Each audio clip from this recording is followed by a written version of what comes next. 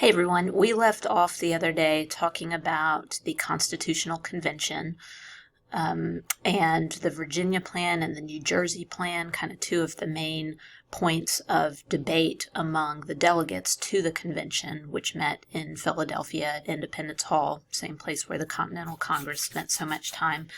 And I just wanted to go over a few of the features in the final document, the current document that we still use 200 and what is that?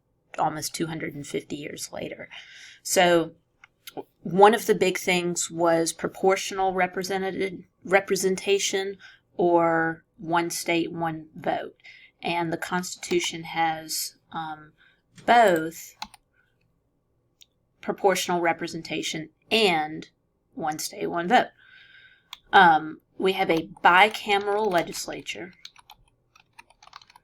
which means we have two houses, the House of Representatives. They are going to be elected every 2 years. So every single even year, every member of the House of Representatives is up for re-election, unless they choose not to run again or to retire or something like that. But every single seat in the United States House of Representatives is up for re-election in those even years. So elected every 2 years, and they are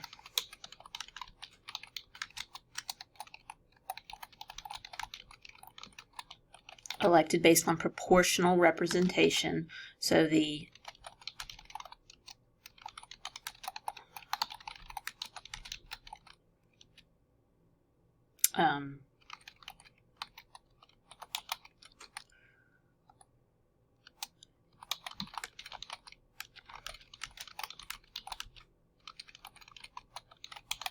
sorry, that blue kind of merges together.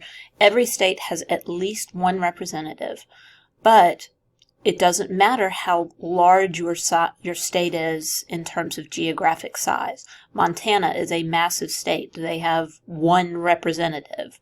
Alaska, the largest state, has one representative.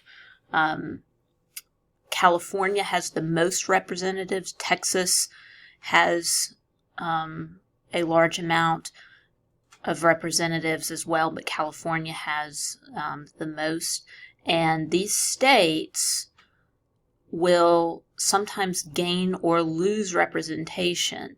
It's based on the United States Census every 10 years. So we have a census coming up starting in April, and that's going to determine how many people live in a state.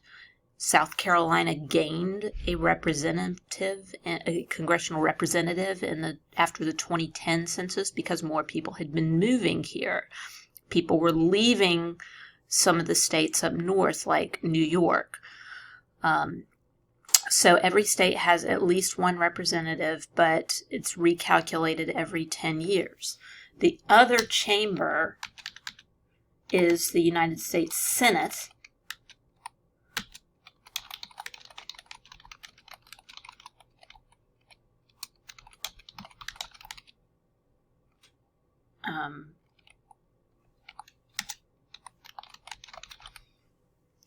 Every state, regardless of size, so no matter how big you are, if you're Alaska, you have 2 senators. If you're tiny Rhode Island, you have 2 senators. So every state, regardless of its size, has 2 members of the United States Senate. In South Carolina, we have Tim Scott and Lindsey Graham.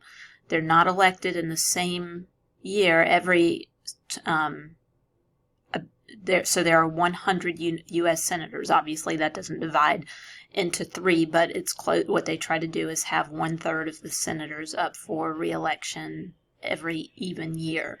But we have a bicameral legislature, so that was something the Virginia Plan went out on. And we have an executive elected every 4 years.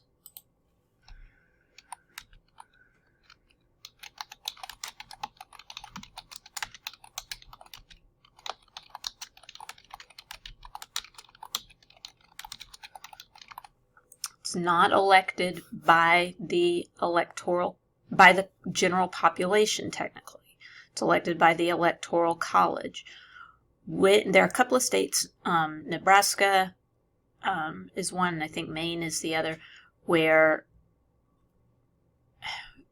your votes, all right, let me restart that. The population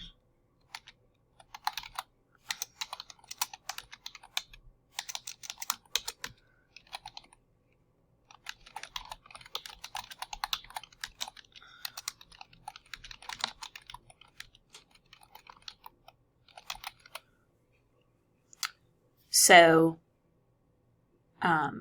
New Hampshire, small state, 2 senators, 1 member in the United States Senate. They have 3 electoral college votes.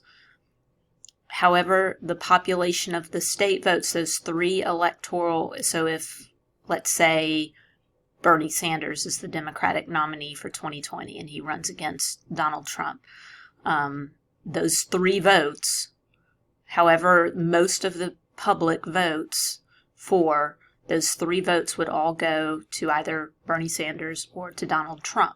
There are a couple of states that divide it based on proportion, but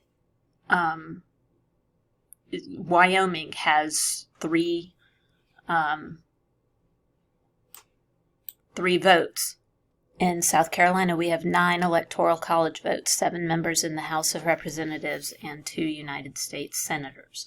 So we have those 9 votes go towards whoever would win the overall population.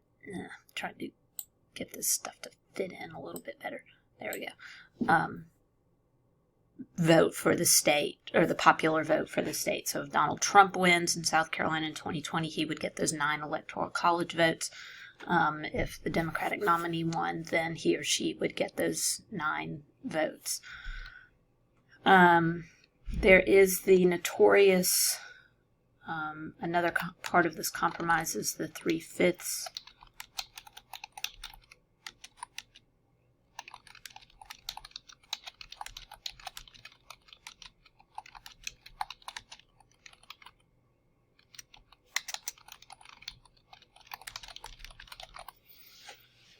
How do you count slaves? Are they counted as full people in the population of a state when it's time for the census? Are they not counted because they're not viewed as citizens at the time Congress comes up with this compromise, or the Constitutional Convention delegates come up with this compromise where 3 out of every 5 states would count towards the representation? So, humanity being denied there, as only 60% of slaves would count towards the population of the state.